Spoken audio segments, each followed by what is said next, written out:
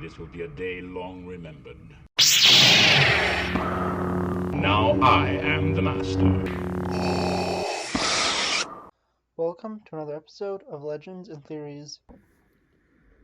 And welcome to my review of the Goblin King Battle Lego set. This is a set from the first film, Unexpected Journey, and includes one of the two big figures in the Lego Middle-earth lines. So, with it, I'm going to look at the figures and the build, and we're going to start off with Dory the Dwarf. And Dory is pretty nicely designed figure. He has his beard printed on. He has a pretty simple front, and at the back he has some more simple prints. He has a more neutral expression on one side and more angry on the other. The hairpiece is pretty unique also. I'm not sure if it's ever been used in other figures. But yeah, he looks pretty cool. Moving on to Nori. Sorry, it's 13 dwarves. I'm trying to remember all their names when I do these reviews. I know these are the RIs. I didn't remember the correct names for them, so this is Nori, and this figure is a little problematic. I had to actually get when I got the original set, I had this 2 years ago complete, but his torso cracked. I ordered a new torso, but that one also was cracked.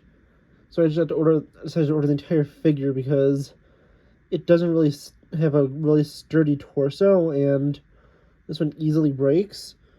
So with it, I have to be very careful. He has a smile on one side, more angry expression on the other side.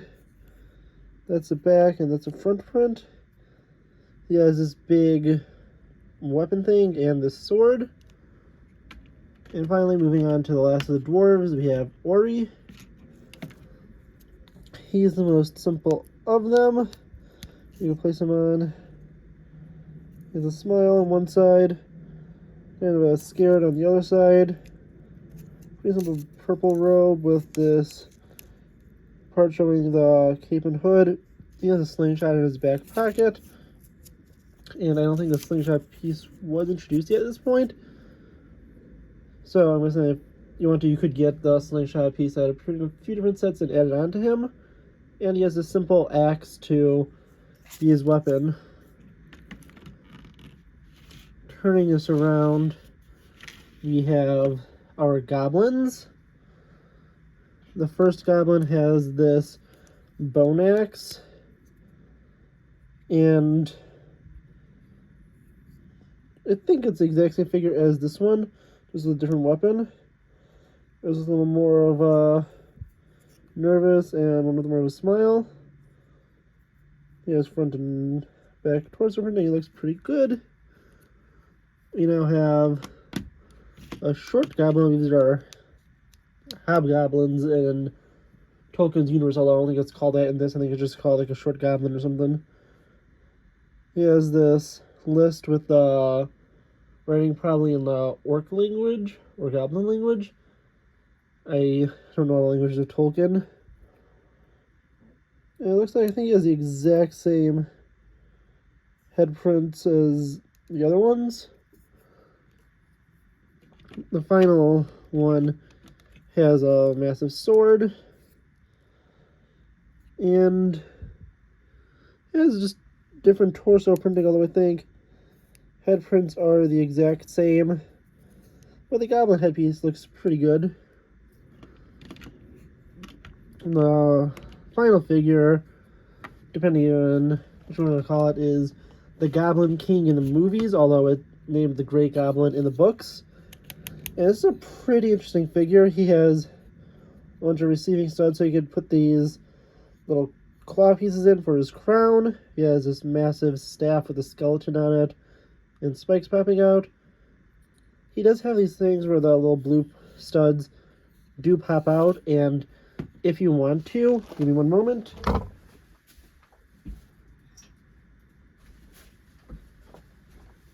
You can actually grab these from, this was in a Harry Potter set.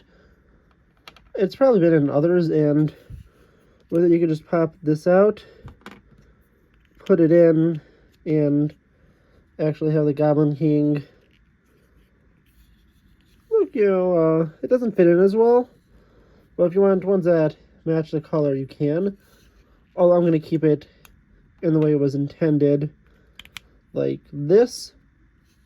And those are just pieces that, if you wanted an alternate one where you don't have this little blue popping through, you can also replace these, because I think there's these little pieces in this color now. You can also replace it with those, although I don't know where any of those are currently for me. And yeah, the figures in this, they're really nice. You get a bunch of exclusive figures. The only one, I think, who isn't exclusive to this set is Gandalf.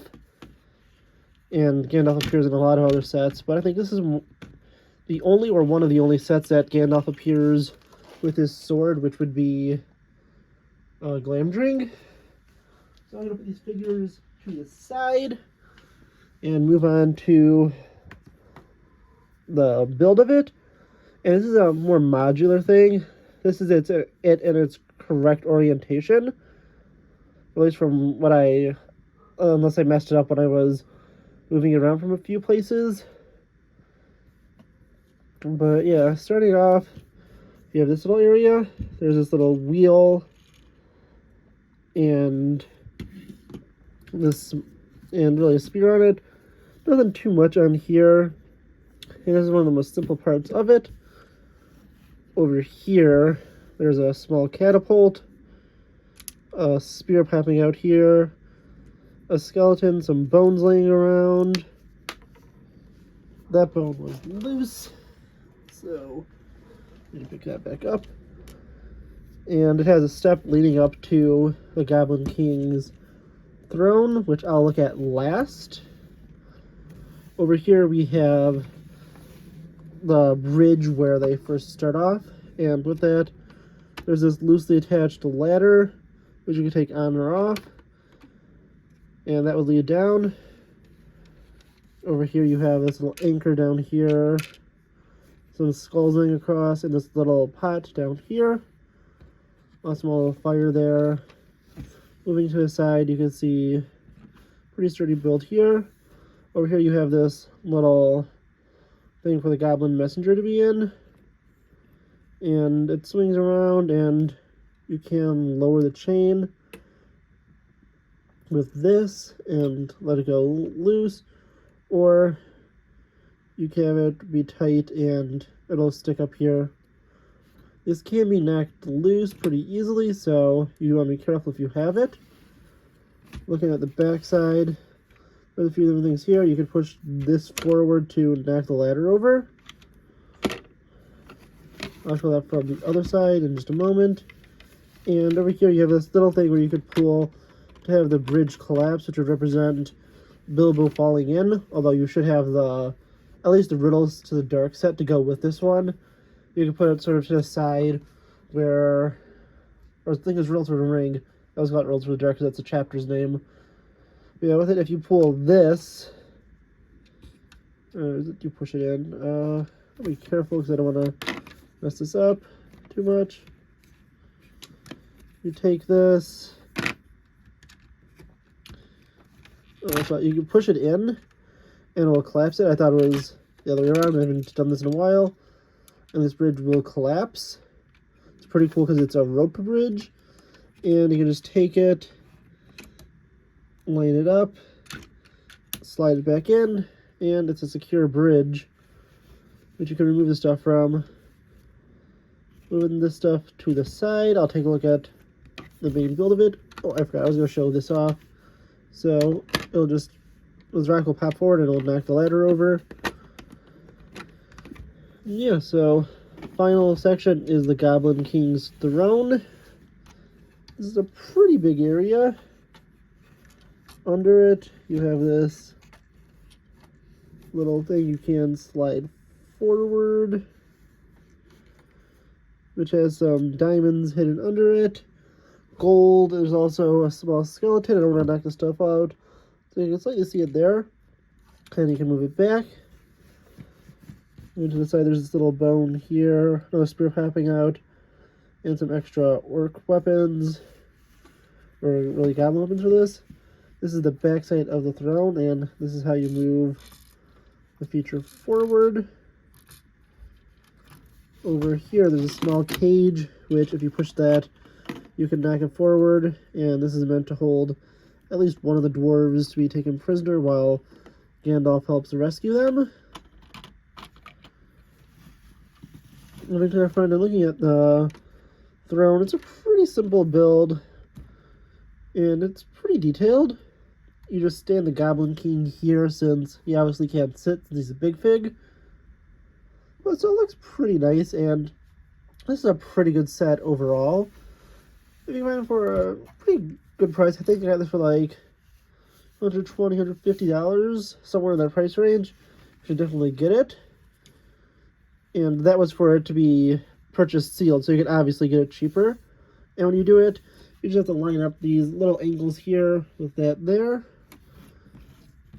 It doesn't really line up here with that for being a step, so you line this up here, and that goes over here.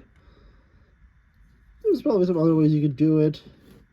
Like if you also want, you could have it sort of going in a little, although this doesn't work as well. But yeah, honestly, this is a really nice set.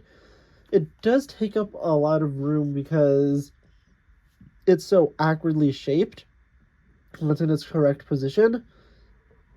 So that's one thing you want to consider, but yeah, it's a really nice set, and I'm going to pause the video quickly and put the figures on so you can take a look at what it looks like with the figures on it. And here's a full look of it. I forgot to include this little candle piece, which just kind of goes off to the side, and that's why I forgot it.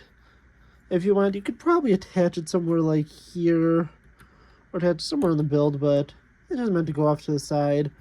Probably go like around here to have a little lighting over there. Yeah, this is what it looks like with all the figures. And if you want to see what it looks like when the bridge collapses with the minifigure on it, that's what would happen. And this build is a lot more prone to fall over when you have a goblin figure placed inside of it. So if you ever want to keep the goblin messenger in here like he is in the movies, just be warned that this really does shake around a bunch. And you can just move around back and forth with him in it, although it's pretty fragile. I would definitely recommend keeping him to the side unless you want to keep it like that for display purposes, because as a play feature, it doesn't really work too well. But yeah, honestly, this is a really nice set.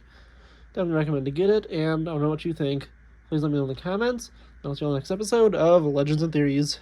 Thank you for watching this episode of Legends and Theories.